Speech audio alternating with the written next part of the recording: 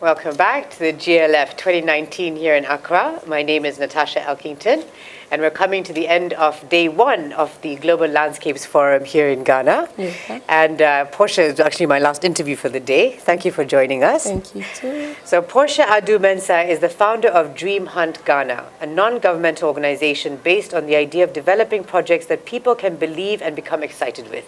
Through this, Portia is hoping to encourage students to plant school gardens. Yeah. Portia is also the national coordinator in Ghana with 350.org. Yes. Welcome.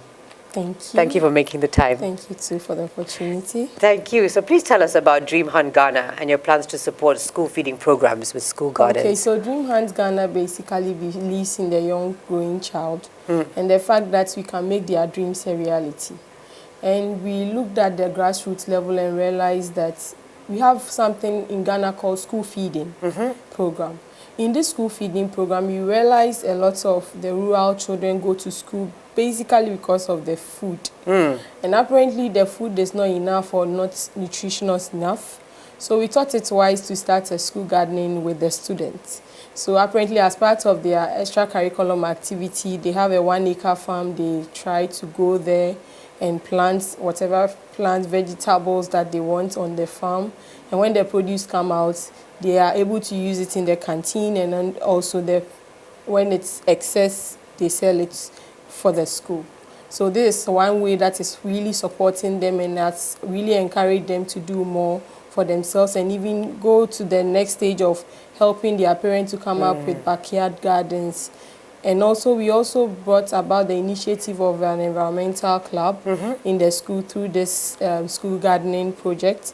And we always make sure they plant a tree on their birthday. Oh, amazing. And how long ago did you start this Dream Hunt initiative? started since 2008 when I was in the university. Wow. And now we started the school gardening just last year. Okay, yes. Amazing. And so what would students learn if they planted and cared for in their own gardens? Okay, so most of the things they plant are, we have the beans, we have vegetables, we also have some grains as well for them. So that's what they plant. What they plant. And then how many schools have you? We've started with one because the concept is not well understood around here. So it's hard to get sponsorship. So actually I had to really fund this myself to be able to get them to appreciate what we're really talking about. Okay. So we have a number of schools that have signed up, but we are also looking for sponsorship to support them as well. Okay. Because if you go to the school settings, you realize it used to be there. School gardening used to be something that was in Ghana. So most of the schools have the land space. So they are just looking for the opportunity to be able to start their own gardens. So why is it difficult for you to teach, for schools to accept this like cool concept? Because it makes complete sense. Yes. What's the challenge? It's actually interesting because out here in Ghana, they don't see the reason why a child should do such as an extracurriculum activity.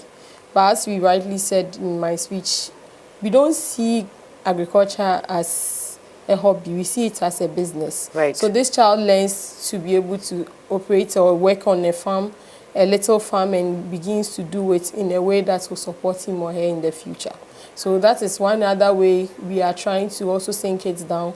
It's something that was done in the past and we want to bring it back. Okay, yes. Great. Yes, because it makes sense. So if you understand the earth, then you understand how to sustain yourself, and then you don't go hungry. Sure. You know, unless you've got climate change affecting you, right? So can you tell us about your work with the 350.org here in Ghana? Right. So in 2013, I was selected with 7 others to go to Istanbul, Turkey to meet 500 youth from 130 countries. Wow. So we were taught about climate change and asked to come back into our own countries and decide on what we want to work on. So we chose to do Ghana reducing our carbon, whereby we made sure that we get government on their toes in terms of carbon emissions. We made sure that we stopped governments from establishing a coal-fired plant in Ghana in 2015.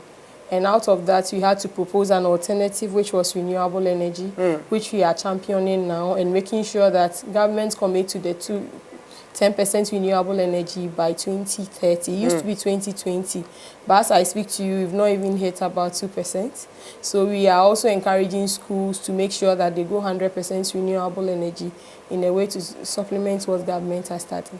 Unfortunately, I'm happy to say presidency has started something, and then they are going renewable. Okay. So it's a great platform for us to share. Okay, that's wonderful. So I was going to say, yeah, so what are the impediments, what are the biggest challenges that you're facing just in terms of restoration here in Ghana with your work? In terms of restoration, Ghanaians think climate change is far away from them. Right. So they don't see the essence of putting in measures to be able to restore their landscape or anything. And it's something when you even talk about Etiwa landscape, the issue at the Etiwa farm, the Etiwa issue, you realize that a lot of Ghanaians are ignorant of the fact and the issues that would affect us if that space is taken.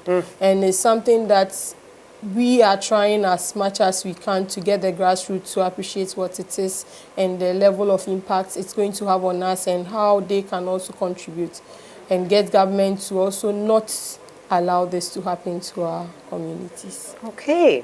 Well, and so my last question was, we're here at the Global Landscape Forum, end of day one. How has your experience been so far? It's exciting, and I like the ideas coming around and the fact that Africans are standing up for their own, and the challenge of we sitting to wait for people to do it for us. Now we are owning up our own, and we are standing up, and a lot of youth are involved. So it's exciting. Today has been great. The experience sharing, the platforms, and the communications, everything went well. Okay, wonderful. Well, I thank you for making the time to sit with us and talk to us, and wish you all the best in your endeavors. Thank you so much. Thank you.